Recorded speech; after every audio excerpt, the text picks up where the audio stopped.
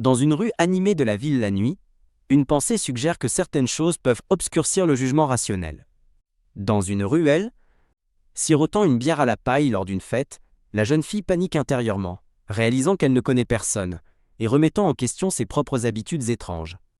De l'autre côté de la table, un homme aux cheveux attachés soupire d'exaspération tandis que la jeune fille pense qu'il ne comprend pas sa situation. Il soutient qu'il serait plus étrange pour une étudiante transférée d'avoir déjà des relations, mais elle soupire, déplorant les difficultés d'une étrangère. Une fille amicale aux cheveux roux orangés et ondulés entame la conversation, notant qu'elle est un nouveau visage et lui demandant sa majeure. La jeune fille brune se présente joyeusement comme étudiante en réalisation, pensant avec enthousiasme qu'elle pourrait enfin se faire une amie.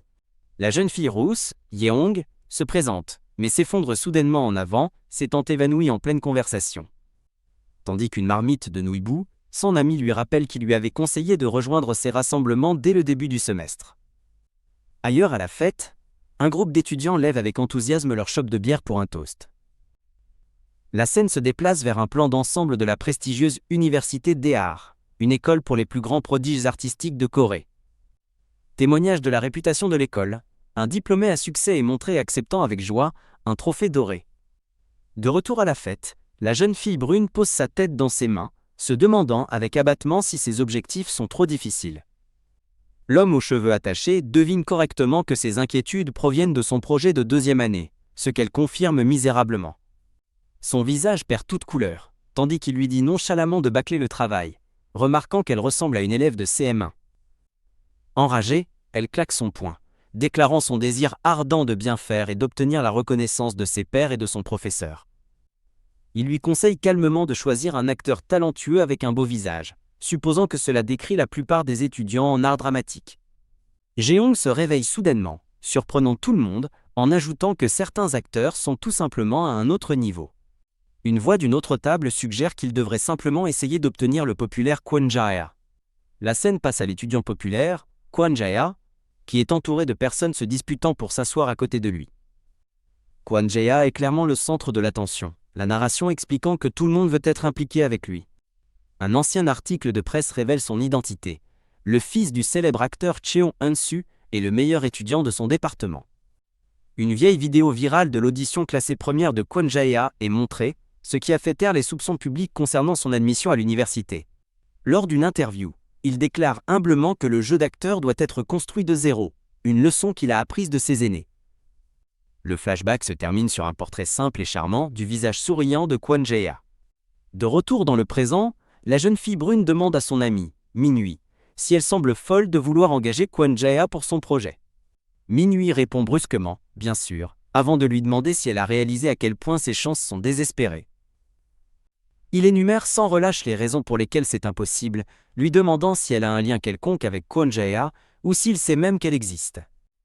Frustrée par ces mots durs mais vrais, elle vide sa bière d'un trait, tandis qu'il déclare froidement que les faits sont toujours durs. Kwon Jae-ha se lève soudainement pour passer un appel, et la jeune fille le regarde, réalisant qu'il sorcelle. Voyant sa chance de faire enfin bonne impression, la jeune fille brune se lève pour le suivre. Remplie de détermination, elle déclare à ses amis qu'elle va saisir cette opportunité. Dehors, elle le cherche mais s'arrête net, entendant une voix de femme demander « As-tu couché avec elle cette nuit-là » Elle jette un coup d'œil au coin de la rue, instantanément horrifiée et réalisant qu'elle ne devrait pas espionner une conversation aussi privée. La femme interroge Kwon Jae-ha, qui sourit simplement et répond qu'il ne se souvient pas. Clac. Dans un éclair de fureur, une femme le frappe violemment au visage. La femme aux cheveux noirs l'accuse furieusement de trahison après qu'elle lui ait ouvert la voie pour ses débuts. Imperturbable face à l'accusation ou à la gifle, Kwon Jae-ha se contente de sourire avec défi. Dans la ruelle, Kwon Jae-ha s'éloigne avec une autre femme, qui a de longs cheveux noirs et des yeux bleus saisissants. Ouah. Il attrape soudain la femme aux yeux bleus par derrière, dans une étreinte serrée et surprenante. Il aperçoit la jeune fille qui écoutait aux portes et explique qu'il était juste en train de trouver une chambre pour son ami qui n'avait nulle part où loger, à son grand soulagement. Top. Il relâche la femme, lui rappelant sévèrement de répondre à son téléphone à temps. Alors que la femme aux yeux bleus passe, la jeune fille brune fait rapidement semblant d'être au téléphone, marmonnant à propos de prendre l'air frais. Elle jette un coup d'œil nerveux en arrière, se demandant s'ils l'ont vu et si Kwon Jae-ha est également parti. Hé, une voix l'appelle, et elle lève les yeux pour voir Kwon Jae-ha adossée au mur, la regardant droit dans les yeux. « Ouh là là !» s'écrie-t-elle, complètement surprise par son apparition soudaine, tandis qu'il commente sa réaction. Quand il lui demande ce qu'elle fait, elle prétend maladroitement être sortie pour fumer, un mensonge qu'il perce à jour immédiatement. Tentant de changer de sujet, elle complimente ses talents d'acteur, ce à quoi il répond d'un merci décontracté. Saisissant sa chance, elle lui demande audacieusement de rejoindre son projet de 2e année, déclarant directement « Je veux te caster ». Il remarque son audace et elle s'excuse nerveusement tout en insistant sur le fait que la question est extrêmement urgente. Kwon Jae-ha surprend la fille aux cheveux bruns en déclarant qu'il est une personne très difficile. Il l'épingle contre un mur, lui soulève le menton et lui demande si elle peut gérer ce qu'il va exiger. Il révèle sa condition choquante, il a besoin d'aide pour le jeu romantique, et propose qu'ils sortent ensemble. Il lui embrasse ensuite doucement la main pour lui montrer, demandant si elle comprend maintenant. Il répète sa question, lui demandant s'il pense pouvoir le faire, la laissant stupéfaite. Waouh! Elle retire sa main dans une panique troublée, lui criant d'attendre une seconde. Elle clarifie s'il fera vraiment partie de son projet si elle l'aide avec le jeu romantique, émerveillée par sa capacité d'acteur. Il confirme d'un simple et suffisant « oui », la laissant sans voix. La fille accepte avec enthousiasme, insistant sur le fait que le rôle est parfait pour lui, tandis qu'il note froidement sa détermination. Tendant la main, il lui demande avec aisance de sceller leur accord. Preft, il éclate de rire, clarifiant qu'il veut son téléphone, pas sa main, mais ajoute avec espièglerie que sa main est aussi agréable. Clignant de l'œil, il tient son téléphone, prêt à échanger des numéros avec elle. La scène passe à une rue calme et vide plus tard dans la nuit. La fille entre dans un appartement sombre, appelant avec incertitude tout en pensant que les artistes sont vraiment d'une autre trempe. Elle pousse un UHHAACK terrifié, alors qu'une femme avec un masque facial horrible apparaît, lui demandant pourquoi elle est rentrée si tard. La fille explique en s'excusant qu'il y a eu un événement scolaire et promet d'être silencieuse pour ne pas réveiller Kyungmin. La femme, qui se révèle être sa tante, la réprimande de faire preuve de plus de considération envers sa cousine, Ji-1, qui étudie pour ses examens. Entrant dans sa chambre en désordre, Ji-1 pousse un soupir épuisé. Elle regarde sa veste universitaire, se rappelant qu'elle ne peut pas se permettre de se les mettre à dos. Fixant son ordinateur, elle se résout à réussir brillamment sa présentation de projet de 2e année, surtout maintenant que Kwon Jae-ha est impliquée. Remplie d'une nouvelle motivation, elle tape frénétiquement, se déclarant à elle-même « Je peux le faire ». Ailleurs, un garçon aux cheveux longs penche la tête en arrière, complètement épuisé. Le lendemain, Minhee trouve une Ji-1 léthargique dans un café et lui dit de se ressaisir avant sa présentation. Revigorée par le café, Ji-1 déclare qu'elle est réveillée et s'engueule de bois, ce qui pousse Minhee à observer qu'elle semble en pleine forme. En mangeant du gâteau, Minhee lui demande si elle est prête et elle annonce avec confiance qu'elle a trouvé un acteur. Alors qu'un étudiant aux cheveux blonds passe à côté de leur table, Ji-1 dit fièrement à un Minhee curieux qu'elle a choisi Kwon Jae-ha. L'étudiant aux cheveux blonds jette un regard en arrière, ayant apparemment entendu leur conversation. Minhee se moque avec incrédulité, lui demandant si elle rêve, mais Ji-1 déclare avec confiance qu'elle a obtenu le casting la nuit dernière. Toujours sceptique, Minhee demande si Kwon Jae-ha connaît même les détails du projet, mais elle l'assure qu'elle lui a envoyé le dossier à l'avance. Minhee la presse, lui demandant si elle est sûre qu'il a accepté, et elle confirme, ajoutant qu'elle a même posé des conditions. Elle rougit, se souvenant de sa proposition de jeu romantique, et confirme que cela faisait partie de leur accord. Son fil de pensée est rompu lorsqu'elle aperçoit un groupe passant devant la fenêtre du café. Ses yeux s'écarquillent alors qu'elle voit Kwon Jae-ha parmi le groupe, qui sourit d'un air suffisant en la regardant. Réalisant que leurs regards se sont croisés, Ji-1 lui fait signe de la main avec une excitation folle. Kwon Jae-ha sourit simplement et se détourne, continuant son chemin avec ses amis. L'étudiant aux cheveux blonds d'avant s'approche de sa table, s'excusant d'avoir écouté aux portes. Il lâche une bombe, révélant que Kwon Jae-ha vient d'être choisi pour un film de fin d'études de 4e année. Ji-1 et Minhee sont stupéfaites de silence tandis qu'elle marmonne que cela ne peut pas être vrai. Sa colère monte, alors que l'étudiant blond ajoute que Kwon Jae-ha a même eu une réunion avec le professeur ce matin-là. La scène change alors que Ji-1 marche avec détermination vers la scène dans un auditorium. Alors qu'elle s'approche du pupitre, une narration explique que l'université des arts de Daehan est tristement célèbre pour la pression immense qu'elle exerce sur les étudiants de 2e année. Un panel de 3 professeurs à l'air sérieux l'observe, prêt à juger sa présentation. Maintenant vêtue de lunettes, Shim Ji-in se présente formellement ainsi que son projet de 2e année. Elle présente son plan de création d'un clip vidéo pour une nouvelle chanson qu'elle a écrite pour un groupe indie. Elle décrit le thème de la vidéo comme l'amour non réciproque et les luttes adolescentes, se déroulant pendant un été humide. 2 des professeurs se regardent, l'un commentant que son concept semble plutôt intense. Ji-in explique que le projet nécessite un casting principal de 2 hommes et une femme, avec un protagoniste à la fois précaire et rafraîchissant. La femme aux yeux bleus et un homme en costume marron arrivent à la salle de présentation, l'homme commentant le sérieux avec lequel les étudiants de 2e année prennent leur projet. L'homme note que le projet de Ji-in semble solide, ce qui pousse la femme aux yeux bleus à demander s'il est intéressé. La femme aux yeux bleus se moque de l'idée, déclarant que du point de vue d'un acteur, un scénario de 4e année est évidemment le choix supérieur à un projet de 2e année. L'homme en costume marron se vante d'avoir été choisi à la place d'un étudiant de 2e année, demandant à la femme aux yeux bleus si elle est jalouse. Au pupitre, Ji-in sent que sa présentation se déroule sans accroc, alors qu'elle s'apprête à présenter l'artiste. Mais son cœur s'arrête lorsqu'elle voit que l'écran du projecteur est rempli de textes corrompus et illisibles. Une vague de panique l'envahit, alors qu'elle contemple avec horreur, et les yeux écarquillés le désastre technique. Les étudiants dans le public chuchotent, confus, se demandant si c'est réel et si le fichier de police a été corrompu. Alors que Ji-in balbutie une excuse, l'étudiant aux cheveux blonds sourit d'un air suffisant et lui offre un lent applaudissement moqueur. Un professeur du jury soupire de déception, se demandant comment les étudiants ont pu être aussi peu préparés. Rouge de honte, Ji-in conclut misérablement sa présentation, convaincu qu'elle est complètement perdue. Un étudiant prend le pupitre à côté de Ji-in, appelant à des volontaires de divers départements pour son projet. L'appel à volontaires est accueilli par un silence absolu, la salle de classe restant étrangement vide. Personne ne répondant, le modérateur annonce qu'ils recruteront séparément, laissant Ji-in totalement humilié. À ce moment-là, une voix du fond s'écrie « Moi ?» et une Ji-in stupéfaite lève les yeux. Kwon Jae-ha se lève de son siège et lève la main, se présentant calmement comme un étudiant en art dramatique. Il pose son menton sur sa main, offrant un sourire froid et confiant qui captive la salle. Ji-in le toise avec suspicion et méfiance, ne se laissant pas berner par son numéro de charme une seule seconde. La narration explique qu'au moment où Kwon Jae-ha a levé la main, toute la dynamique de la pièce a changé. L'étudiant aux cheveux blonds se porte volontaire avec enthousiasme, puis pousse un minuit réticent à lever la main également. Un groupe de filles chuchote à l'étudiant au bob, lui demandant s'il n'est vraiment qu'en 2e année. Le modérateur clôture rapidement les inscriptions pour le projet et annonce une pause de 10 minutes. Ji-in serre le poing victorieusement, s'imaginant avoir réussi à pêcher sa nouvelle équipe, pensant que sa mission est accomplie pour l'instant.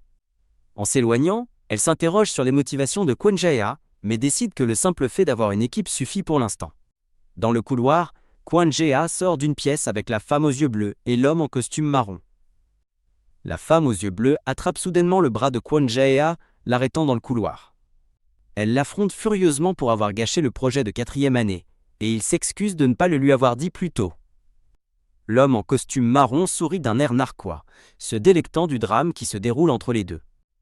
Kwon Jae-ha la rejette froidement, disant qu'elle n'a pas besoin de prendre quelqu'un d'aussi incompétent que lui. Alors que la femme aux yeux bleus se retourne, elle aperçoit une Ji-in choquée sortir de la salle de présentation. Décidée à fuir la situation gênante, Ji-in se retourne pour courir, mais Kwon Jae-ha l'appelle par son nom. Elle s'enfuit, mais Kwon Jae-ha la suit rapidement dans le couloir. « Ouah !» Il la rattrape en un instant, passant son bras autour de ses épaules et lui demandant où elle va.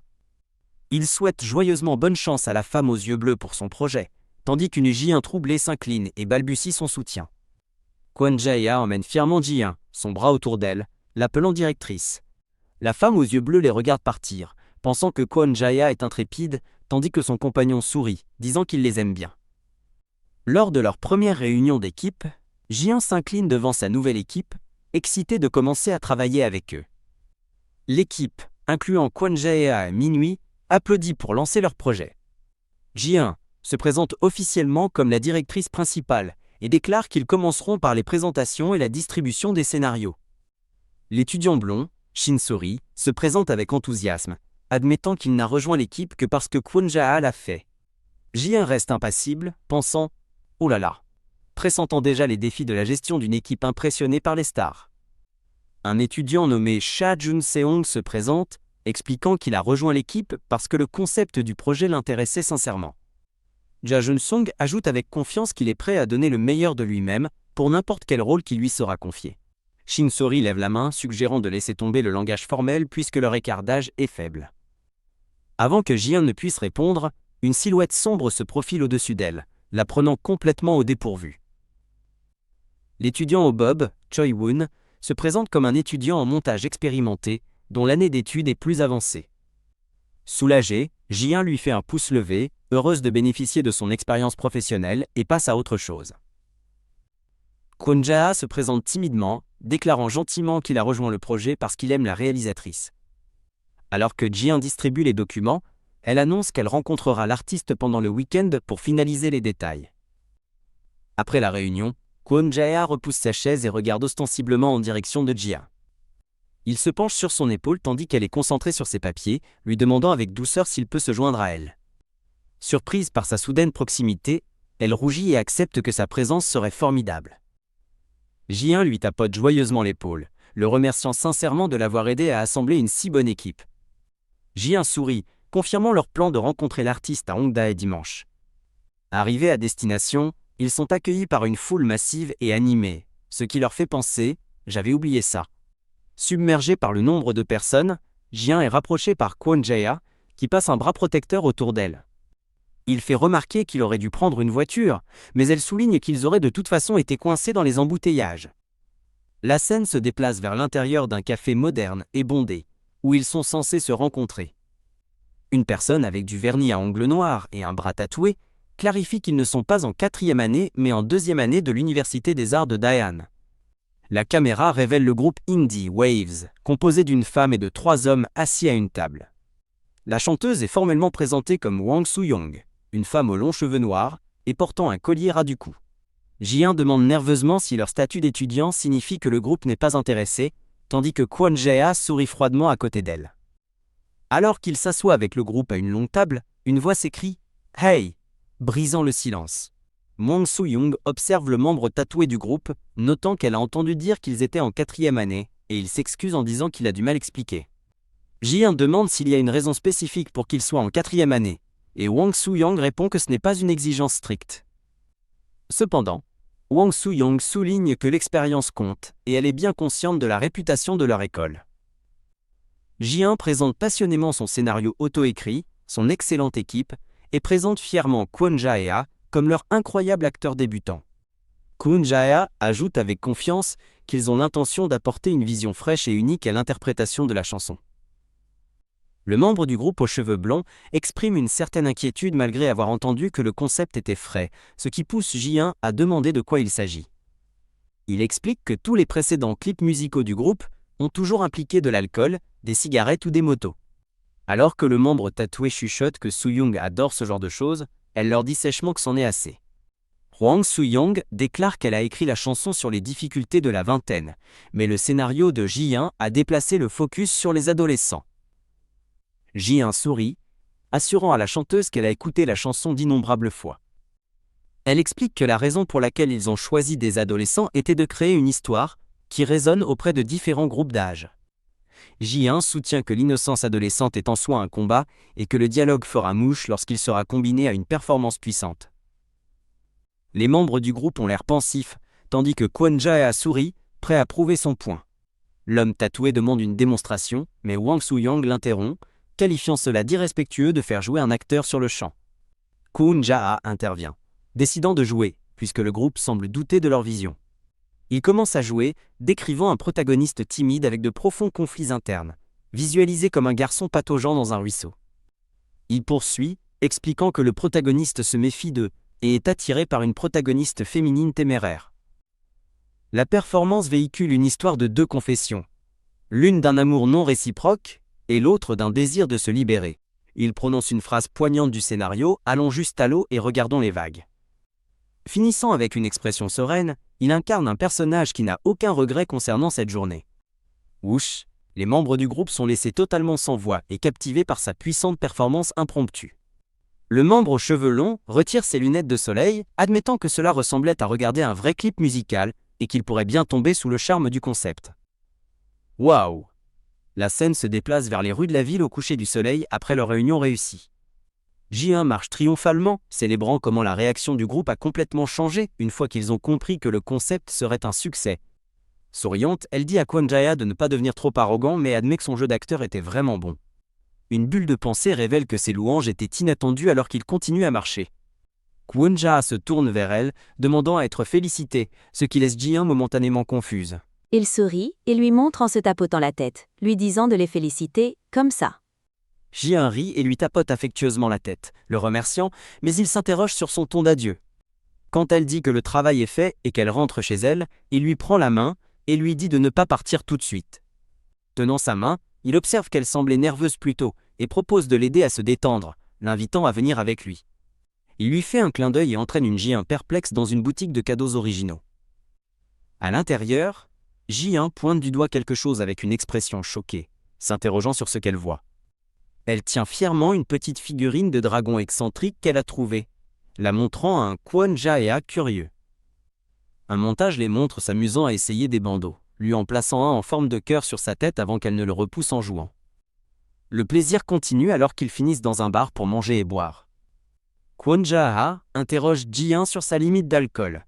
Elle déclare fièrement que c'est 3 bouteilles de soju, ce qui l'impressionne. Quand elle l'interroge sur le sien, il prétend que ce n'est qu'une demi-bouteille, ce qu'elle qualifie immédiatement de faux. Il la taquine, lui rappelant qu'elle semblait complètement ivre la première fois qu'ils se sont rencontrés, et elle s'embarrasse, blâmant la surpensée. Il insiste, demandant à quoi elle pensait trop, mais elle détourne le regard, refusant de dire. Ji-un décide qu'ils doivent clarifier les conditions de leur fausse relation, ce que Kwon Jae-ha confirme. Elle explique qu'un aîné la harcèle et espère que les voir ensemble les fera cesser. Kwon Jae-ha comprend que le but est qu'elle semble être dans une relation stable, ce qui impressionne Ji-un alors qu'elle prend une gorgée. Ji-un devient sérieuse, annonçant qu'il y a des règles pour leur fausse relation, le faisant se demander ce qu'elle veut dire. Elle déclare que la règle principale est pas de baiser ni d'interaction intime, choquant Kwon Jae-ha. Il demande quel genre de personne elle pense qu'il est, mais elle rétorque qu'ils sont tous deux jeunes et qu'on ne sait jamais. Elle lui demande ensuite s'il a des conditions pour elle, et il s'interrompt pour réfléchir. Souriant, Kwon Jae-ha dit que sa seule condition est qu'elle se souvienne que tout est une mise en scène et qu'elle ne se méprenne pas. Ji-un répond avec confiance que si elle tombe amoureuse de quelque chose, ce sera de ses talents d'acteur, pas de lui. Paf, il la tire contre lui, disant que sa confiance lui donne juste envie de tester sa détermination. Souriant malicieusement, Ji-en le défie d'essayer de la séduire sur le champ. Il la tire à nouveau contre lui, répétant que ces mots lui donnent envie de mettre sa confiance à l'épreuve. Ji-in réitère son défi, le mettant au défi d'essayer de la séduire sur le champ. Elle réfléchit intérieurement à son désir de comprendre Kwon Jae-ha, qui oscille toujours au bord sans jamais franchir la ligne. Il propose qu'ils maintiennent un contact visuel à partir de maintenant, la poussant à demander s'il essaye de lire dans ses pensées. Il explique qu'il faut utiliser sa meilleure arme, ses yeux, ce qui la fait envisager de concentrer le scénario sur le jeu émotionnel. Il lui presse les joues en plaisantant, lui disant d'arrêter de penser au travail et de se concentrer sur lui, et elle accepte.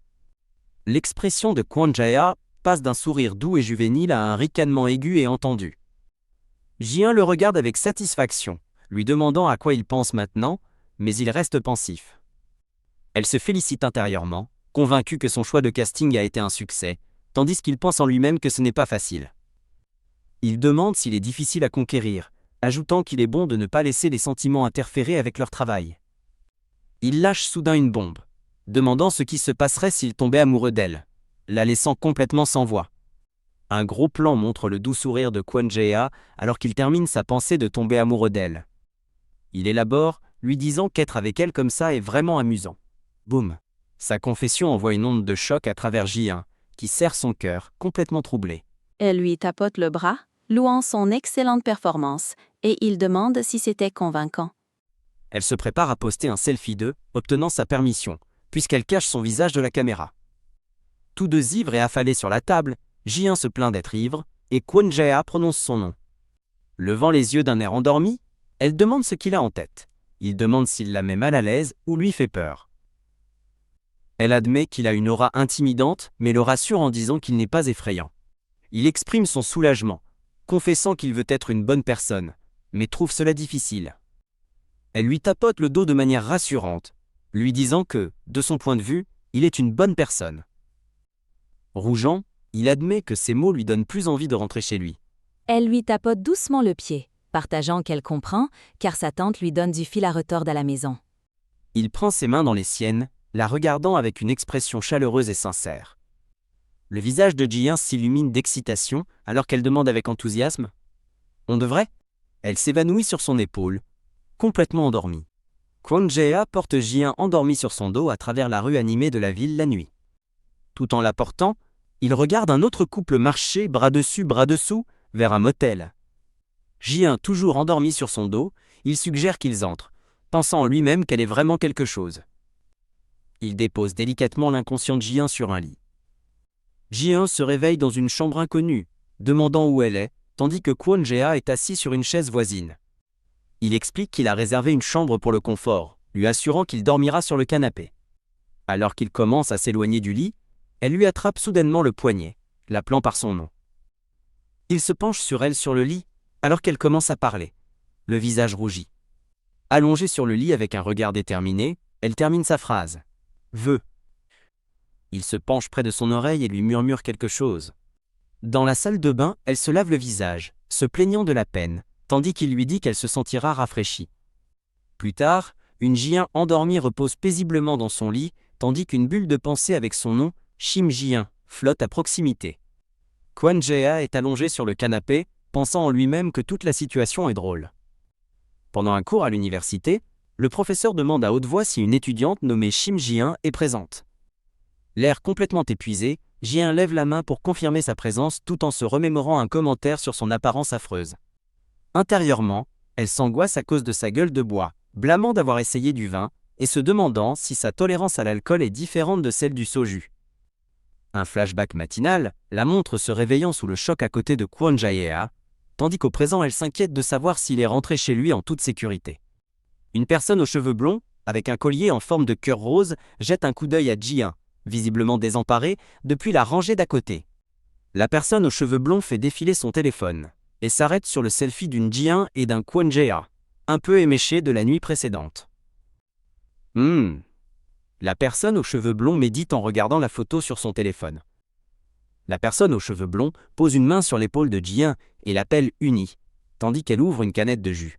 Se penchant avec un sourire complice, la personne aux cheveux blancs demande sans détour à Ji-un si elle a couché avec Jae-ha la nuit dernière. La question choquante plane dans l'air de la salle de classe silencieuse, dirigée vers une Ji-un stupéfaite.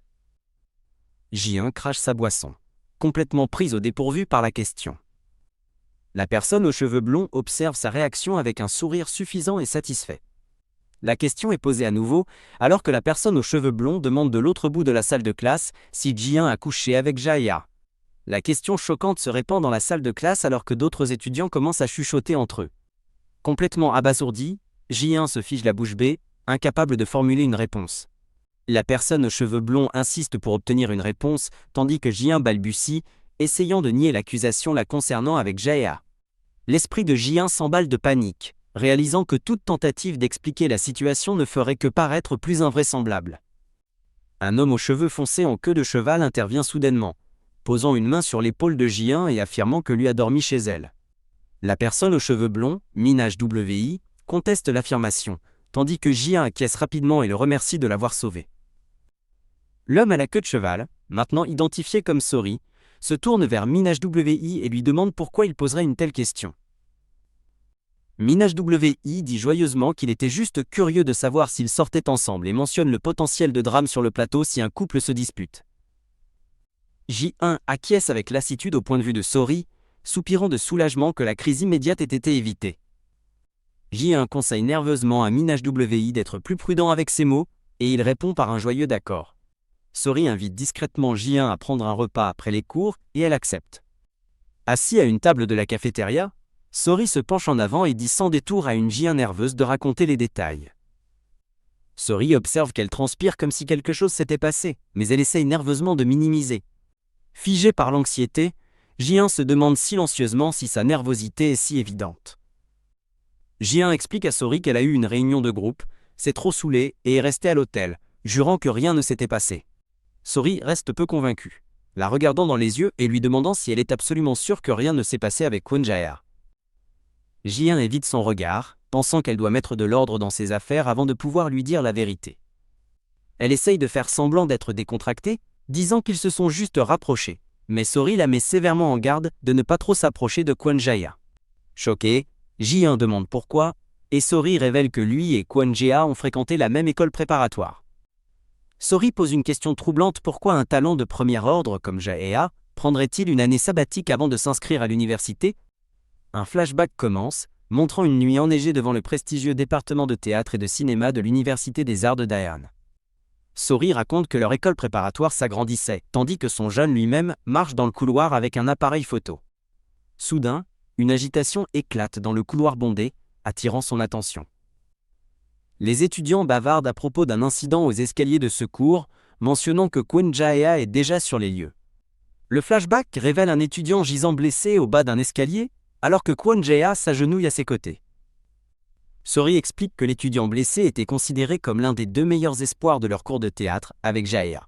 Un Kwon Jae-ha plus jeune, au visage sombre, passe un appel téléphonique, tandis que Sori raconte qu'ils étaient ensemble quand l'accident s'est produit. Le jeune Sori observe avec incrédulité, se demandant comment Jae-ha peut rester si calme alors qu'il apprend que personne ne sait exactement comment l'étudiant est tombé. Sori explique que l'étudiant blessé a dû renoncer à l'examen pour sa rééducation, et Jae-ha a également pris une année sabbatique. Sori se souvient avoir vu Kwon Jae-ha marcher avec un autre étudiant à l'école préparatoire. Il se souvient s'être demandé comment un aspirant acteur pouvait arborer un visage aussi inexpressif.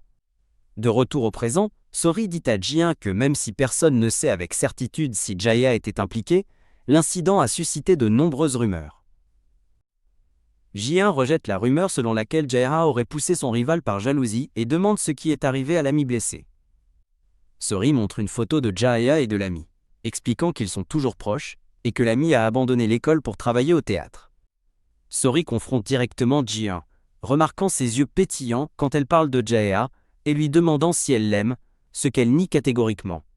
Ji-un semble pensive, concluant intérieurement que Kwon Jae-ha est une personne profondément difficile à comprendre. Un souvenir flou lui revient de Kwon Jae-ha admettant avec un rougissement qu'il veut apparaître comme une bonne personne, mais qu'il a du mal à l'être.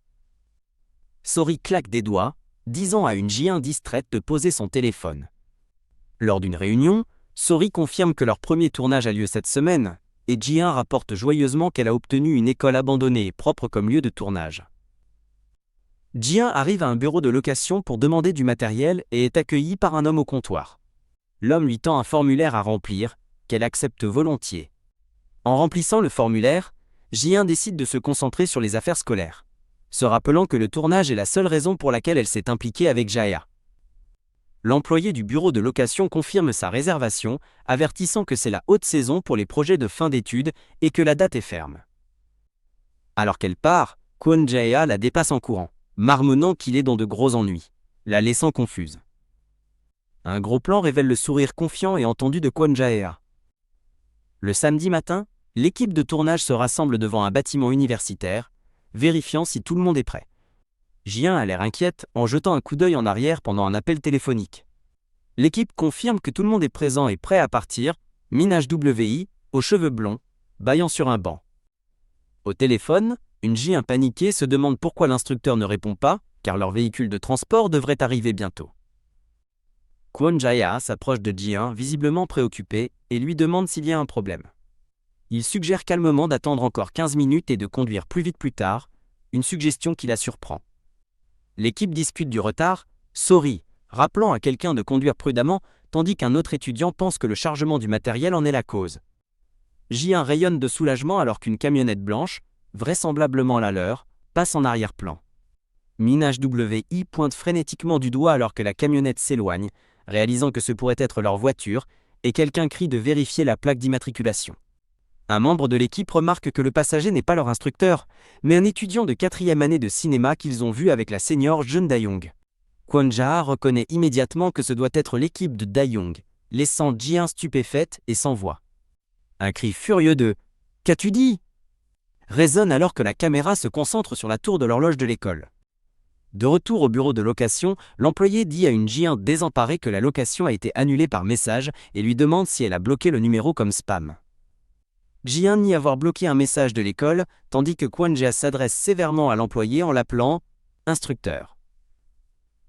Après avoir été interrogé sur l'autre équipe utilisant leur camionnette, l'employé feint l'ignorance et suggère qu'ils ont mal lu la plaque d'immatriculation. Réalisant qu'il l'a fait patienter, une J indéterminée demande calmement quand la prochaine plage de location est disponible. L'employé suggère nonchalamment peut-être le week-end prochain en raison de la haute saison, ce qui exaspère J1. L'équipe abattue s'assied sur un banc, J1 soupirant que le tournage d'aujourd'hui est officiellement annulé. Min HWI se plaint avec colère que la semaine prochaine est trop tard et blâme J1 de ne pas avoir vérifié correctement. L'état était. Alors qu'un membre de l'équipe retient Min HWI, J1 promet, s'excusant, d'essayer de sécuriser l'équipement d'ici lundi. Sori suggère de contracter un prêt pour louer en privé, mais une J1 découragée lui rappelle à quel point c'est cher. Un autre membre de l'équipe propose le vieux camion bongo sale de son père, affirmant qu'il devrait pouvoir transporter le matériel. L'équipe a des réactions mitigées à l'idée du camion, allant de l'acceptation à Min HWI exigeant qu'il soit lavé en premier. Kunjaya intervient, proposant de couvrir les frais de location et les pressant de se dépêcher d'obtenir l'équipement.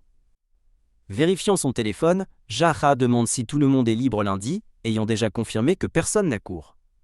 L'équipe lui demande s'il a une idée, et après un instant sur son téléphone, il annonce qu'il l'a trouvée. Souriant, Jaha montre une conversation textuelle sur son téléphone, annonçant qu'un ami de l'industrie a accepté de leur prêter l'équipement. Min HWI est étonné par les relations de Jia, mais Ji1 le regarde avec scepticisme, lui demandant si c'est vraiment acceptable. Jaea passe son bras autour de Ji1, déclarant en plaisantant qu'il voulait juste la voir sourire. Mais elle marmonne qu'elle sourit tout le temps. Jetant un coup d'œil en arrière, Min HWI ricane doucement, notant qu'elle ne sourit presque jamais.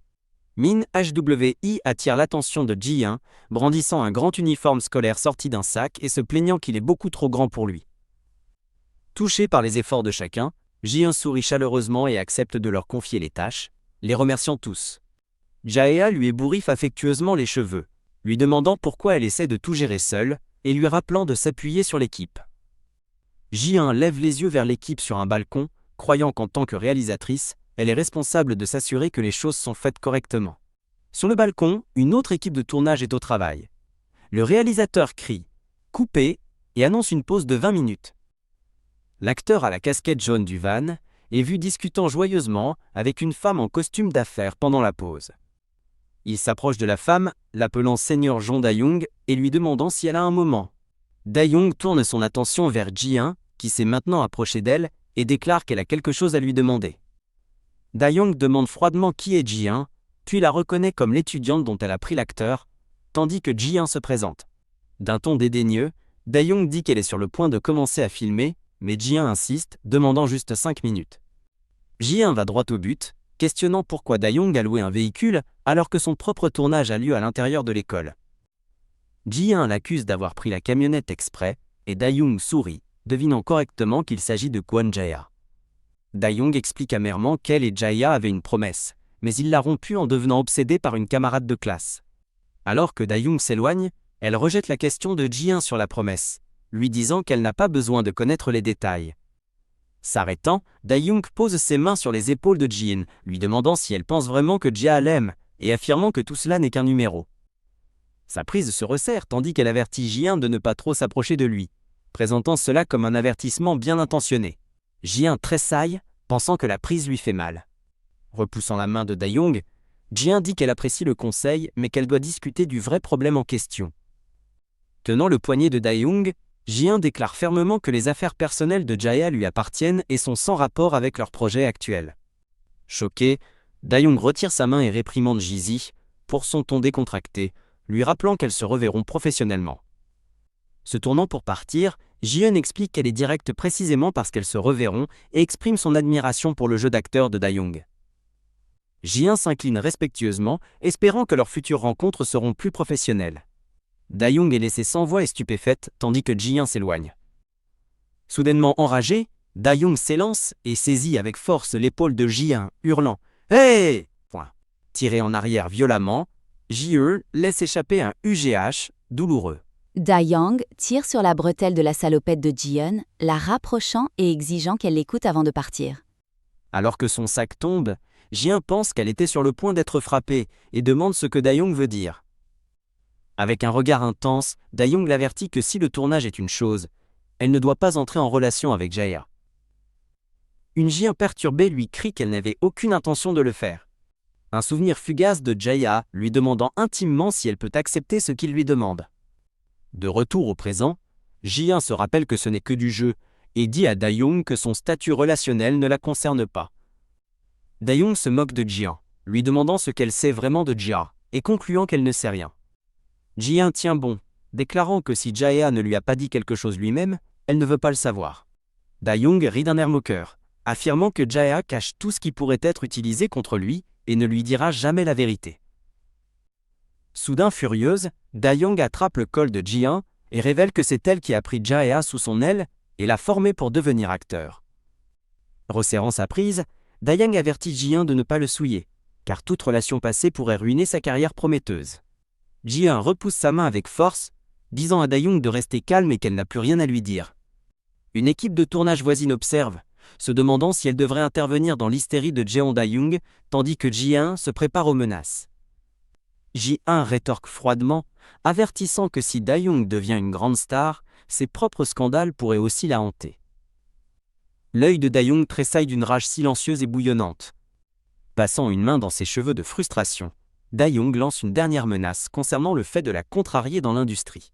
Plus tard, Ji-un s'effondre contre la porte de son appartement, complètement épuisée et soupirant devant tout ce qui s'est passé en une journée.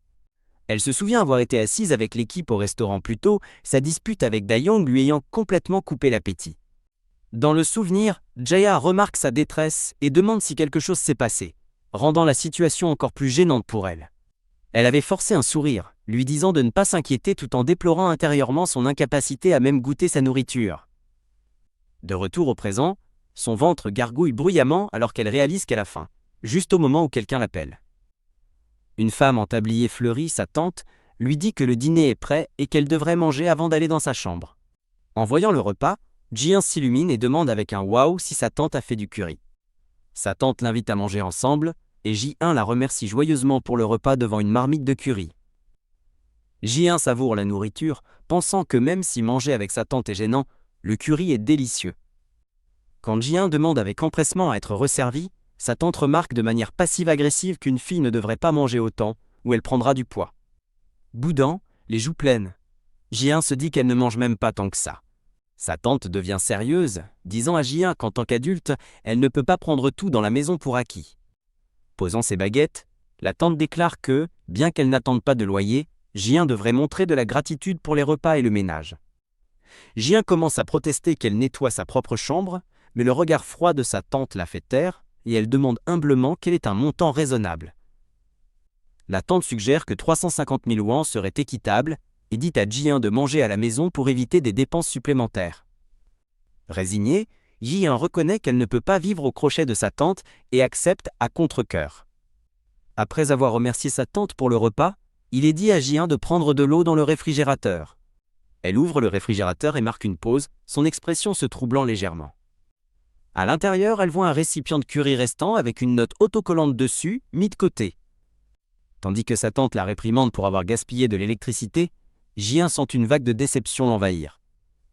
Épuisé à son bureau, Ji-un pose sa tête, se demandant si sa tante agit vraiment ainsi pour un simple bol de curry. À son bureau, une Ji-un exténuée fait défiler son téléphone, décidant qu'elle doit trouver un autre emploi à temps partiel. Son téléphone sonne. C'est Jaeha qui lui demande si elle est chez elle, mais elle peine à l'entendre à cause du bruit. Dans un club bruyant, l'ami aux cheveux argentés de Jaeha lui dit de parler moins fort pendant qu'il est au téléphone. Il lui demande si elle est libre demain soir pour boire une bière avec ses amis, ou peut-être juste deux. Alors qu'une femme rousse à ses côtés devient curieuse, Jaeha insiste sur le fait qu'il veut juste la voir, mais Ji-un décline poliment, prétextant des devoirs. La voix de Jaeha devient sérieuse, alors qu'il lui rappelle leur prétendue relation, lui demandant pourquoi elle penserait qu'il ne voudrait pas la voir. Submergée, Ji-un lui dit simplement qu'elle est fatiguée et met fin à l'appel, l'exhortant à profiter de sa soirée. Elle réfléchit à son passé récent, se souvenant comment elle était autrefois complètement invisible à l'école. Se remémorant un moment intime avec Jaeha, elle se demande si leur connexion lui a fait perdre le sens des réalités. De retour au club, l'ami aux cheveux argentés taquine Jaeha à propos d'une autre fille, s'attirant une vive réprimande. Son ami l'accuse de manipuler une autre fille, tandis que la femme rousse l'interroge sur Sei. La femme mentionne la jeune héritière obsédée de la Corporation XXX qui suivait Jaeha partout, jusqu'à ce que ses parents l'éloignent. Elle explique que la jeune fille publie toujours des selfies désespérés, mais Jaeha l'ignore froidement pour protéger sa carrière d'acteur naissante. Annonçant qu'il s'ennuie, Jaeha se lève pour partir, tandis que ses amis lui demandent si leurs taquineries l'ont contrarié. S'arrêtant près de la sortie, il passe une main dans ses cheveux tout en jetant un coup d'œil à son téléphone avant de partir. En quittant le club, il voit des couples s'enlacer et se dit qu'il croyait que Jin et lui se rapprochaient vraiment. Le chapitre se termine par un carton-titre pour meilleur acteur dans une relation.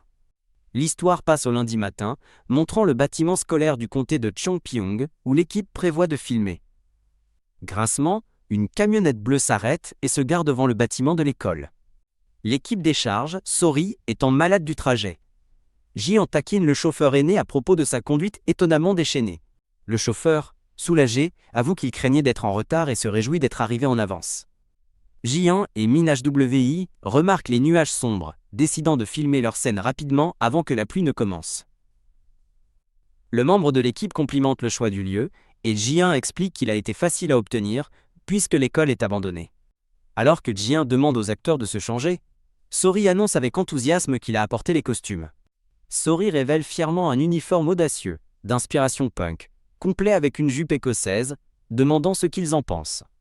Figé de stupeur, Jian fixe la tenue et demande ce que c'est que ça. Min HWI et un autre membre de l'équipe sont horrifiés, l'un demandant « Tu es sérieux ?» et l'autre marmonnant « Oh là là !» Sori rappelle joyeusement à Jian qu'elle l'a chargé des costumes, pensant en privé que sa création est plutôt réussie. Jian demande frénétiquement où sont les costumes qu'elle a préparés, et Sori admet timidement qu'il les a oubliés. Imaginant à quel point les tenues punk iront bien aux acteurs, Sori continue d'insister pour qu'ils les essaient simplement. Un flashback déroutant montre quelqu'un demandant brutalement à une fille si elle a couché avec Jaeha, provoquant l'étouffement d'une autre qui crache sa boisson. Sori, imperturbable, continue d'exhorter avec enthousiasme quelqu'un à simplement essayer sa tenue personnalisée. Tandis qu'un Jaeha frustré regarde, Jian se tourne vers Sori et lui demande si c'est ainsi qu'il gère tous ses projets. Surpris, Sori demande ce qu'elle veut dire, et Jian lui dit sans détour que la tenue ne correspond absolument pas à leur concept. Tenant le bon costume, Jian confronte Sori directement, lui demandant s'il a au moins lu le scénario ou regardé sa présentation. Offensé, Sori réplique sur la défensive que bien sûr qu'il l'a fait, lui demandant si elle le trouve non professionnel. Sa patience ayant finalement atteint ses limites, Jian l'accuse d'agir comme s'il essayait délibérément de saboter le projet. Sori riposte, la qualifiant de dure et détournant le blâme en affirmant que le réalisateur partage également la responsabilité.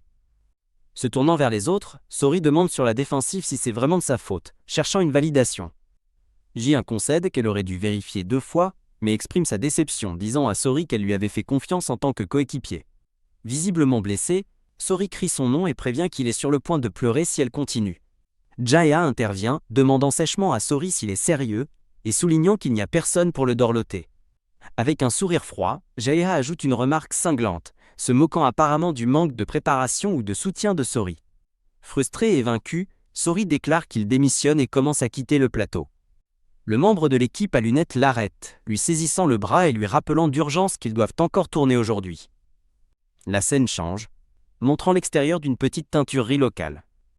Une clochette teinte à l'entrée de l'équipe, et une propriétaire de magasin âgée lève les yeux pour les saluer. Jian explique joyeusement au propriétaire intrigué qu'il tourne un clip vidéo, le comparant à un film. Se penchant, Jian crie qu'ils ont besoin d'uniformes scolaires, et la propriétaire malentendante confirme sa demande. Le propriétaire explique que, comme l'école est fermée depuis un certain temps, il n'est pas sûr que des uniformes y aient été laissés. Le vieux propriétaire du magasin fait entrer l'équipe dans un débarras encombré, les prévenant qu'il ne peut rien garantir pendant qu'il regarde, stupéfait. Il désigne une immense pile de vêtements, expliquant qu'il n'a pas eu la force de nettoyer et les invitant à fouiller. Sori demande nerveusement à Jian s'ils trouveront vraiment quelque chose, admettant qu'il n'est pas doué pour la recherche, tandis que Jaeha semble sceptique. Min HWI dit à Jian qu'ils n'ont pas d'autre choix que de le faire, et Jian attache résolument ses cheveux. Avec une détermination ardente, Jian rallie l'équipe, jurant de trouver 3 ensembles d'uniformes et de retourner à l'école. De retour à l'école, Sori, désormais aux cheveux blonds, est accroupi, abattu, sous la pluie battante. Un garçon aux cheveux verts s'approche, lui demandant ce qui ne va pas. Sori explique que Ji-un lui a dit de rester en arrière parce qu'elle était inquiète. Sori se plaint de ne pas pouvoir filmer maintenant parce que ses yeux sont beaucoup trop gonflés d'avoir pleuré. Le garçon aux cheveux verts lui offre une glace, que Sori refuse, avant de menacer de la manger entièrement si elle fond. Le garçon aux cheveux verts tient gentiment un parapluie au-dessus de Sori, qui reste accroupi contre le mur sous la pluie. Pendant ce temps, de retour dans le débarras, Min-HWI félicite Ji-un d'avoir trouvé les uniformes, et elle les exhorte à vérifier rapidement la présence de moisissures. En partant, Ji-un promet aux propriétaires de lui montrer le projet terminé. Il leur demande de prendre soin des lieux, révélant que c'était son ancienne école. Touché par ces mots, Ji-un sourit chaleureusement. Goutte goutte. L'équipe retourne péniblement sous la pluie battante. Partageant un parapluie avec Sori, Ji-un déplore que, bien que le problème des costumes soit réglé, la météo les obligera à tourner en intérieur. Javeti se tient à l'écart du groupe, se laissant tremper par la pluie, tandis qu'il déclare être prêt à jouer dedans. Dans le couloir de l'école, Min-HWI prépare la caméra tandis que Ji-un consulte son presse-papier pour son film, Le bord de l'eau. Elle explique que son film parle de 3 adolescents tourmentés qui affrontent les pressions d'une saison de mousson étouffante. Son storyboard montre un étudiant solitaire regardant par une fenêtre, illustrant le thème du film, la rébellion et la libération. Une autre scène dépeint un personnage piégé par les études, aspirant à échapper à son monde confiné. L'équipe commence à filmer, Min-HWI, capturant la performance de Jae-ha sous la pluie tandis que Ji-un réalise depuis une tablette. Dans un flashback, un membre de l'équipe questionne la décision de Jae-ha de jouer sous la pluie pour la scène. Jae-ha explique que c'était sa suggestion, songeant que s'il était le protagoniste, il voudrait pleurer sous la pluie. Il explique que les personnages n'ont jamais pu exprimer leur colère, et Ji-un écoute, captivé. Trempé dans son personnage, Jae-ha livre une performance puissante, essuyant une larme de son œil. Ji-un observe derrière la caméra, stupéfaite et impressionnée par sa profondeur émotionnelle. Sur le chemin du retour en van, Ji-un observe Sori endormi tandis que Min-HWI conduit, remarquant à quel point c'était cool, avant que Jae-ha ne l'appelle par son nom. S'appuyant sur son épaule, Jae-ha lui demande de lever les bras un instant. Wouah! Il passe son bras autour d'elle, demandant s'il peut s'appuyer sur elle jusqu'à ce qu'ils arrivent. Ji-un accepte timidement, pensant à quel point cette intimité soudaine lui semble étrange. Alors qu'il pose sa tête sur son épaule, elle remarque l'odeur inconnue de son shampoing. Il ferme les yeux, s'endormant contre elle. Regardant leurs mains désormais entrelacées, Ji-un pense que se tenir la main un petit moment ne serait pas si mal. De retour sur le campus, Ji-un est au téléphone, précisant que sa relation avec Jae-ha n'est pas réelle et n'est que pour la compétition.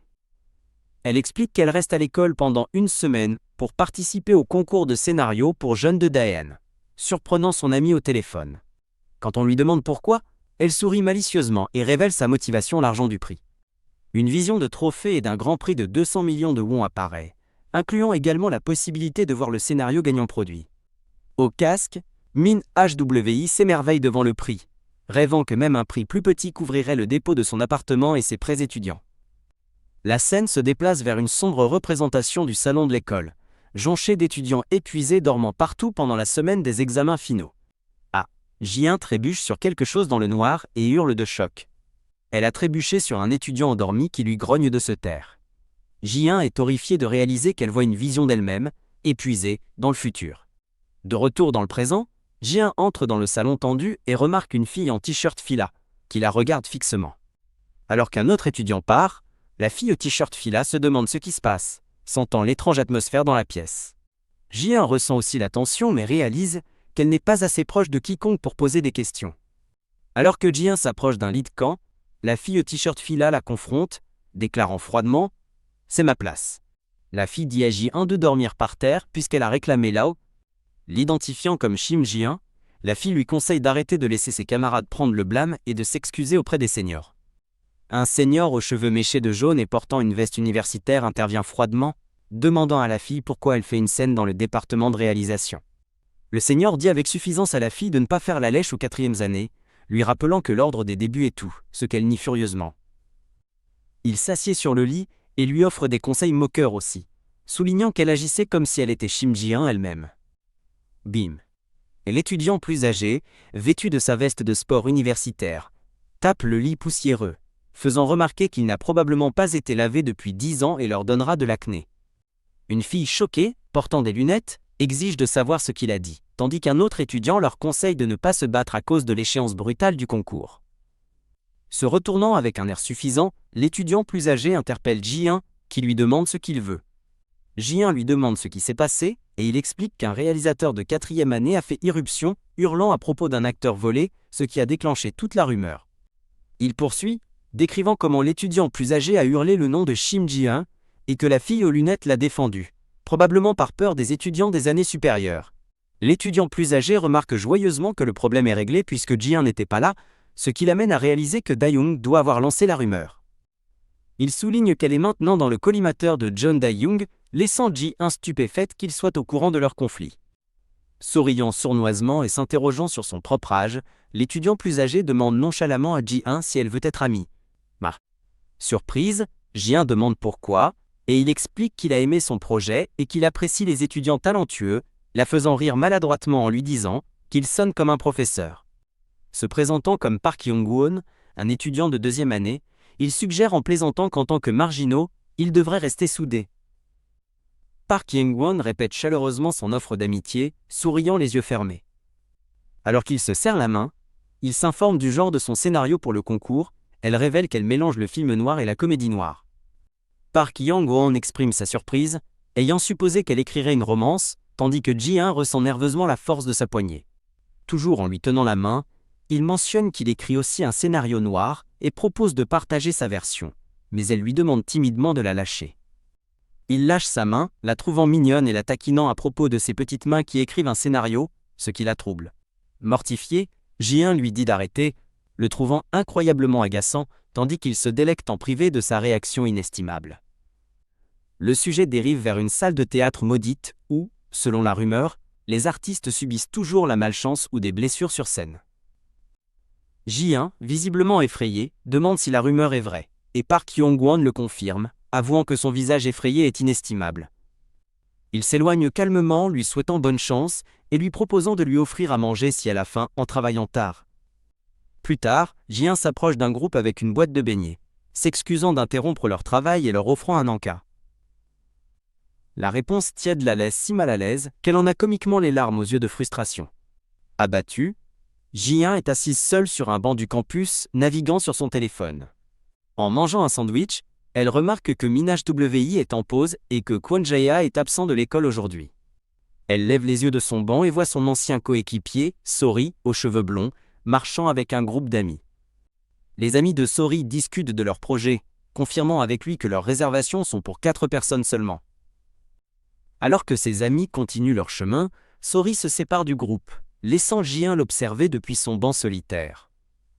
Sori s'assied à l'extrémité opposée du même banc, et tandis que Ji1 ressent la gêne, il pense qu'ils devraient simplement se réconcilier. Sori se rapproche et demande à s'asseoir là, incitant Ji1 à se demander pourquoi il a choisi cet endroit alors que tant d'autres sont libres. Le voyant déballer une petite collation, Ji1 lui demande si c'est son déjeuner. Il lui dit sur la défensive de se mêler de ses affaires. Agacé par son attitude hostile, Ji1 serre les poings, se demandant comment gérer l'atmosphère tendue entre eux. Un garçon aux cheveux bruns arrive, portant une boîte à lunch empilée, et demande si les deux sont en train de manger ensemble. Sori lève les yeux de sa collation, complètement indifférent à l'interruption inattendue. Le nouveau venu plaisante en disant que c'est un rassemblement de solitaires. Ji1 admet qu'elle en est une, mais Sori rétorque rapidement qu'il ne l'est pas. Quand Ji1 lui demande s'il apporte toujours son déjeuner, le garçon ouvre son contenant pour révéler un ragoût fait maison, expliquant qu'il utilise les restes. Impressionné, Ji1 complimente ses talents de cuisinier, mais il les minimise humblement, comme n'étant rien de spécial, à l'indifférence de Sori. Ji1 demande avec enthousiasme une bouchée, et le garçon accepte, notant que c'est trop pour une personne, et que le seul défaut est le riz instantané. Elle demande ce qu'il y a de mal avec le riz instantané, et il explique sincèrement qu'il est simplement très fier de son riz, ce qu'elle trouve amusant. Après une bouchée, Ji1 déclare que la nourriture a le goût du pur bonheur, ce qui fait sourire le garçon, heureux qu'elle apprécie. Voyant sa réaction, Sori se met à manger le plat avec avidité, ce qui fait penser à Ji1 qu'il est facile à cerner. Sori taquine Ji-un à propos de sa relation avec Jae-ha qui n'est pas encore officielle, et elle la qualifie sur la défensive de simple flirt. Ailleurs, les étudiants discutent de l'absence de Jae-ha, mentionnant qu'il est parti à cause du travail de son père lié aux élections locales. Terminant son dernier cours, une Ji-un heureuse attend avec impatience son jour de congé demain, prévoyant de se concentrer sur le concours ce soir. La boîte de beignets repose sur un bureau. Un rappel silencieux de sa précédente tentative de se lier avec ses pairs.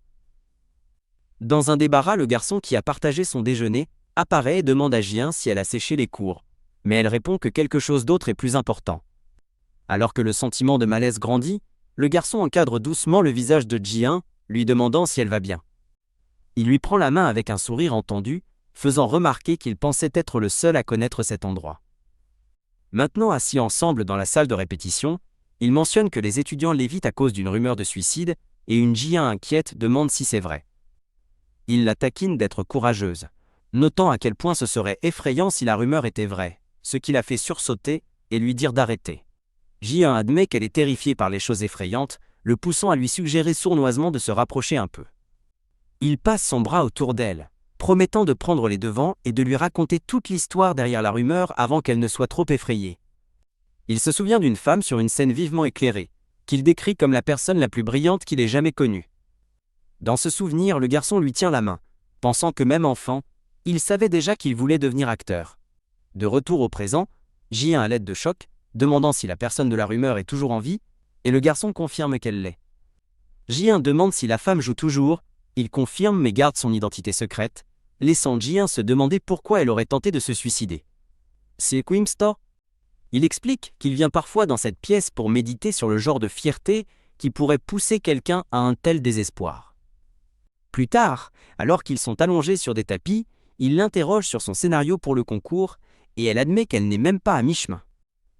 Ji-un lui raconte joyeusement que des camarades de retour ont proposé leur aide, exprimant son soulagement de ne pas être seul. Il la taquine avec espièglerie, lui demandant si le camarade serviable est un garçon, et elle lui demande avec coquetterie si cela le dérangerait. Il sourit, admettant qu'il allait faire semblant d'être jaloux, mais elle note qu'il ne semble pas être du genre jaloux. Soudain, Ji-un se redresse, remarque quelque chose sur sa tête, et lui montre urgemment le front. Il lui prend la main, écartant sa préoccupation comme insignifiante, mais elle insiste, demandant comment la blessure est arrivée. Oups, elle se penche impulsivement sur lui pour mieux voir, se surprenant elle-même par son audace. Une ecchymose est visible sur son front alors qu'il sourit et lui demande si sa blessure la dérange. Ji-un explique que bien sûr cela la dérange à cause de leur prochain tournage, ajoutant rapidement que c'est juste une préoccupation de réalisatrice. Alors qu'elle se penche de près, elle s'inquiète de trop s'immiscer, tandis qu'il lui demande s'il doit faire quelque chose pour elle. Elle essaie de fixer des limites, disant que tout va bien tant qu'il ne s'agit pas d'embrasser ou de coucher ensemble, mais il l'interrompt. Il la serre dans ses bras, lui disant de tenir bon et de rester ainsi un petit moment. Serré contre sa poitrine, Ji-un, rougissante, demande ce que cela a à voir avec son ecchymose, et il la rassure calmement que tout va bien.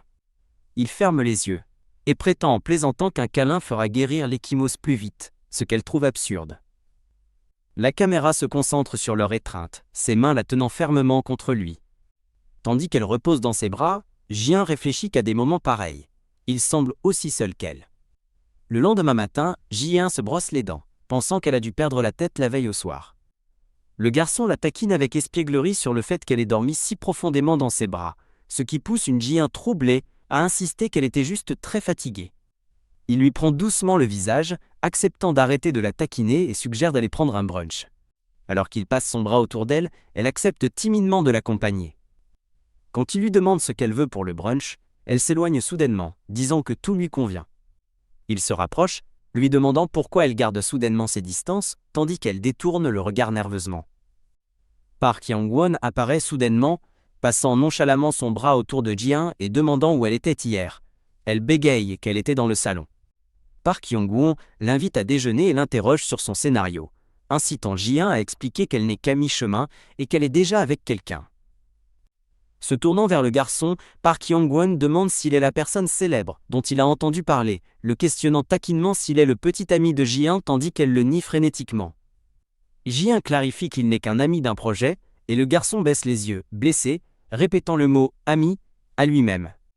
La scène se déplace vers un étalage de brunch appétissant, étincelant de promesses. Jian hésite, une expression inquiète sur son visage alors qu'elle pense à elle-même. Mais les trois sont assis au brunch, Park Hyung-won bavardant sans arrêt tandis que Jian et le garçon semblent mal à l'aise. Le garçon force un sourire poli, répondant simplement « Oh, vraiment ?» à tout ce que Park Hyung-won a dit. Une vue plongeante montre un repas gênant, avec un Park Hyung-won d'apparence ennuyée, la tête appuyée sur sa main. Dans un flashback aux paroles de Ji-un, le garçon semble visiblement blessé et confus d'être appelé juste un ami. Park Hyung-won tapote la tête d'une Ji-un mécontente, suggérant joyeusement qu'ils mangent ensemble pour l'unité en tant qu'étudiants en art.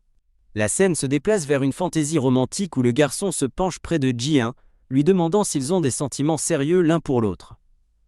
Embarrassée, Ji-un se rappelle qu'elle a presque oublié leur situation et que tout cela n'est que du jeu romantique. Faisant semblant pour Park Hyung-won, Ji-un entrelace son bras avec celui du garçon, déclarant qu'il est un ami qu'elle apprécie vraiment, malgré son malaise. Park Hyung-won s'interpose avec espièglerie entre eux, demandant s'ils devraient bientôt s'attendre à de bonnes nouvelles concernant leur relation.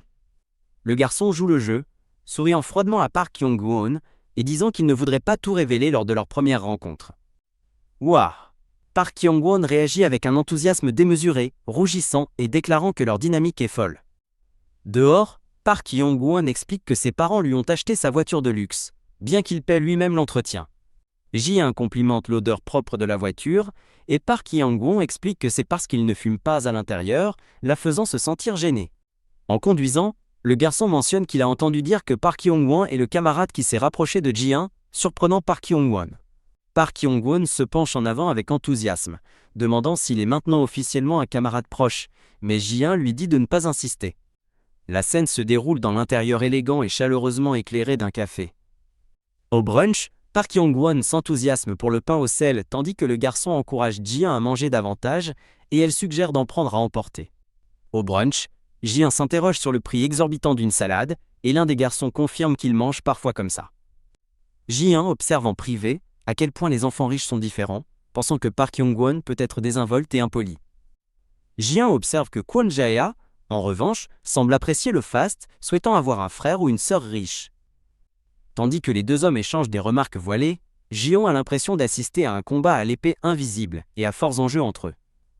Changeant de sujet, Jae-ha interroge Park Hyung-won sur sa longue période de congé de l'école. Park Hyung-won explique qu'il était occupé à travailler comme scénariste assistant et à servir dans l'armée. Park Hyung-won se tourne ensuite vers Jae-ha, lui demandant avec taquinerie quand il compte faire son propre service militaire obligatoire. L'intérêt de Jae-ha est piqué par la mention du scénario, et il remarque que le nom de Park Hyung-won lui semble familier. Park Hyung-won révèle fièrement que son frère aîné est le célèbre réalisateur Park Hyung-chan et qu'il a aidé à la révision des scripts. Quoi? Ji-un est stupéfaite et silencieuse, choquée par la révélation. Un souvenir lui vient en tête. Une affiche de film sombre pour un film intitulé Crime Zone. Elle se souvient que le film a été réalisé par Park Hyung-chan, qui a remporté un prix du meilleur réalisateur lors d'un festival de cinéma 2 ans auparavant. Ji-un se souvient également que l'université avait tenté, sans succès, d'embaucher le jeune réalisateur acclamé comme professeur. Mortifié par son comportement antérieur, Ji-un ressent maintenant un désir intense de lire un script écrit par le frère du célèbre réalisateur. Park Hyung-won remarque humblement qu'il aurait déjà fait ses débuts s'il était meilleur que son frère, tandis que Ji-un s'interroge sur son nom. Quand Ji-un demande à Jae-ha s'il connaît le réalisateur, il confirme qu'ils se sont rencontrés à la fête de l'agence de sa mère. Agacé, Park Hyung-won déclare que son frère le mentionne rarement et suggère rapidement qu'ils partent travailler sur leur projet. Dehors, près d'une belle voiture bleue, Park Hyung-won arrête Jae-ha, lui disant qu'il a quelque chose à lui demander. Park Hyung-won demande directement à Jae-ha s'il aime vraiment Ji-un, ce à quoi Jae-ha répond avec assurance. Bien sûr. Park Hyung-won s'interrompt avec un sourire menaçant, laissant ses véritables intentions floues. Jae-ha affirme sa confiance, prétendant qu'il connaît probablement Ji-un mieux que Park Hyung-won. Jae-ha le confronte, lui demandant s'il savait que Ji-un était ostracisé à cause de lui. Park Hyung-won admet qu'il était au courant. Park Hyung-won marmonne que Jeon Da-young a dû répandre les rumeurs mais semble un peu tiraillé. Ji-sa lui dit d'un air suffisant qu'il ne pourra pas arranger la situation et qu'il devrait simplement laisser tomber. Plus tard, Ji-un remercie Park Young-won près d'un distributeur automatique, lui disant que son aide l'a aidé à surmonter le blocage de l'écrivain sur une scène. Ji-un s'inquiète que son retour ait été trop dur et demande s'il est fâché, mais il semble indifférent. Se rappelant comment il a critiqué sans détour une de ses lignes, Ji-un décide de réécrire elle-même la section avec laquelle il l'a aidé. Elle insiste sur le fait que c'est son travail à terminer, et il l'encourage sarcastiquement à aller gagner le Grand Prix. Alors qu'il se prépare à quitter le bâtiment scolaire vite tard dans la nuit, elle confirme qu'elle rentre enfin chez elle. Il lui propose soudainement de la raccompagner chez elle, ce qui la prend au dépourvu, et elle lui demande pourquoi. Il dit simplement qu'il fait sombre, mais elle pense que lui donner son adresse est trop audacieux, même s'ils se sont rapprochés. Refusant poliment, Ji-un lui dit qu'il doit être fatigué, et qu'elle apprécie son aide, le laissant sans voix. Se penchant plus près avec une expression sérieuse, il demande si son refus est dû au fait que son âge la met mal à l'aise. Son intensité et sa proximité soudaine laissent Ji-un visiblement choquée et anxieuse. Voyant sa réaction, il semble surpris et ne peut que murmurer un « Hein ?» confus. Ji-un fait rapidement machine arrière, expliquant qu'elle est juste inquiète qu'il ait passé tout son temps à l'aider au lieu de faire son propre travail. Elle ajoute qu'elle se sentirait mal de trop dépendre de lui, bien qu'elle soit toujours secouée par l'atmosphère tendue qu'il a créée. Il sourit, remarquant qu'elle est difficile à cerner juste au moment où il pensait qu'il se rapprochait, et accepte de rentrer chez lui. Ji-un le remercie avec gratitude et promet de lui offrir un repas la semaine prochaine pour lui montrer sa reconnaissance. Au moment où il se tourne pour partir, il lui attrape brusquement la main, l'arrêtant net. Surprise, elle se demande ce qu'il fait et pourquoi il évoque le week-end à venir. Il l'invite à un rassemblement avec sa sœur critique de cinéma et des amis de la société de production, la laissant se demander si elle est autorisée. Il révèle que la réunion est organisée par la célèbre critique Seon Soo-min, ce qui fait s'écarquiller les yeux de Ji-un sous le choc. Il lui donne les détails, samedi à 15h à Annam-dong, et promet de lui envoyer un SMS avec l'emplacement exact du café. Ding! En recevant son message, Ji-un ne peut s'empêcher de penser qu'il est presque trop gentil avec elle. Le jour de la réunion, Ji-un se retrouve à gravir péniblement une colline escarpée vers l'emplacement du café. Épuisée et vérifiant ses messages inquiets, elle grimace, regrettant de ne pas avoir simplement pris un taxi. Finalement, à l'entrée, elle prend une inspiration et salue nerveusement en entrant. Park Young-won la repère immédiatement et lui fait signe avec enthousiasme de le rejoindre à une table où se trouvent lui et quelques autres personnes. Ji-un est ébloui d'être salué par la célèbre critique Seon Soo-min et se présente nerveusement comme la camarade de classe de Young-won. Une femme de Young Studio taquine Young-won pour son formalisme avec Ji-eun, se présentant ainsi que son collègue masculin. Ji-un s'extasie, déclarant que Young Studio est son rêve, impressionnant Park Young-won par sa connaissance de leur sortie de film. La femme de Young-soon s'enquiert d'un autre étudiant de l'université des arts de Daehan, et Ji-un confirme que Kwon Jae-ha est son ami. La femme remarque que la mère de Jae est perspicace, remettant en question ses choix d'amis, tandis que l'homme au bonnet exprime sa surprise qu'il se soit même lancé dans le métier d'acteur. L'homme poursuit, surpris que le député Kwon ait permis à son fils de faire l'acteur, laissant Ji-un mal à l'aise qu'il commère devant son ami. Seon Soo-min dit à Ji-un que Young-won s'est vanté d'elle, et lui demande de présenter son scénario pour le concours d'écriture de scénario. Ji-un explique nerveusement que son scénario est encore en cours d'élaboration, et Park Young-won la taquine de ne pas être très audacieuse. L'homme au bonnet et la femme de Young Studio augmentent la pression, mentionnant qu'un juge et un cadre sont présents et pourraient acheter son scénario. Réalisant qu'il s'agit d'une opportunité énorme, Ji-un commence sa présentation pour un court drame, intitulé « L'histoire du salut et de la bienveillance ». Elle plante le décor d'une mère dont le monde s'écroule, lorsque son fils est enlevé de leur maison près d'un phare. L'histoire, explique-t-elle, tourne autour du dilemme de la mère, contrainte de choisir entre son passé et le monde souterrain criminel. Park Young-won lui tapote l'épaule, louant la prémisse pour son accent mis sur les émotions liées à la coparentalité, plutôt que sur une simple romance. Il ricane, affirmant qu'il devrait lire le scénario pour en être sûr, mais déplore que le faire serait injuste pour le processus d'évaluation. Seon Soo-min lui dit sans détour de changer le titre désuet, tandis que l'homme au bonnet dit qu'il a hâte de lire le synopsis. Gêné, Ji-un se tient maladroitement, se disant qu'elle avait prévu de parler de film, pas de présenter son propre travail. Elle se ressaisit, décide de considérer ce tournant inattendu comme une meilleure opportunité et de s'en contenter. Ji-un se lève pour partir, s'excusant poliment et expliquant qu'elle a un autre rendez-vous. Surpris, Park Hyung-won lui demande si elle part déjà. Alors qu'elle explique que c'est une réunion de l'équipe de tournage, il lui demande son numéro. Seon Soo-min offre à Ji-un des billets pour de futures avant-premières alors qu'elles échangent leur numéro, Ji-un lui faisant remarquer qu'un appel manqué vient d'elle. Ji-un salue en s'inclinant, souhaitant au groupe une bonne soirée tandis qu'ils lui font signe de la main. Après son départ, Park Hyung-won demande l'avis de Seon Soo-min sur le scénario, et elle le qualifie avec dédain de « mignon ». Seon Soo-min réprimande Park Hyung-won, lui rappelant qu'il doit aussi écrire quelque chose pour le concours s'il veut qu'il soit examiné. Seon Soo-min demande ensuite si Ji-un est vraiment son genre, mais il répond froidement que les préférences d'un homme peuvent changer. L'homme au bonnet loue le corps parfait de Jeon Da-young et se demande à voix haute si elle a déjà décroché un rôle dans un long métrage. Le ton de Seon Soo-min devient sec alors qu'elle confronte Park Hyung-won, lui disant d'arrêter de vivre dans son ombre et lui demandant s'il n'est pas gêné. Baissant les yeux, un Park Hyung-won réprimandé accepte calmement sa critique, disant simplement « compris ». Plus tard, Ji-un marche péniblement dans une rue animée, soupirant que le quartier est loin et se demandant si elle a assez d'énergie pour boire. Malgré sa fatigue, elle ressent une poussée de fierté, excitée de dire à son amie qu'elle a rencontré la célèbre critique Seon Soo-min. Sa pensée joyeuse est interrompue lorsqu'elle aperçoit un homme à l'allure familière, étreignant une femme de l'autre côté de la rue, dans un café. Ses yeux s'écarquillent, stupéfaits d'incrédulité, lorsqu'elle reconnaît l'homme dans l'étreinte intime.